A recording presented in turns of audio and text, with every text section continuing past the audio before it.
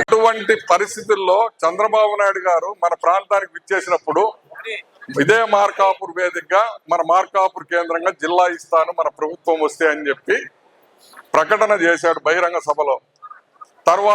తర్వాత క్రమంలో ఎన్నికలప్పుడు వాగ్దానం చేశాడు. రాజమండ్రిలో జరిగినటువంటి మహానాడులో కూడా తీర్మానం చేశాడు. ఆ మాట కట్టుబడి మాటకు అనుకూలంగా ఆ మాట నిలుపుకునే నిన్న కేబినెట్ సమావేశంలో ఒక సబ్ కమిటీని వేసి సబ్ కమిటీ ద్వారా మన మార్కాపూర్ కేంద్రంగా జిల్లా ఇచ్చేదానికి ఆయన ఆమోద ముద్ర వేయడం జరిగింది.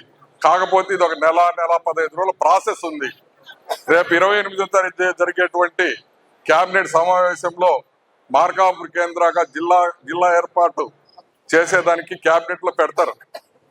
కేబినెట్ లో ఆమోదం పొందిన తర్వాత గజెట్ పబ్లికేషన్ అవుతుంది.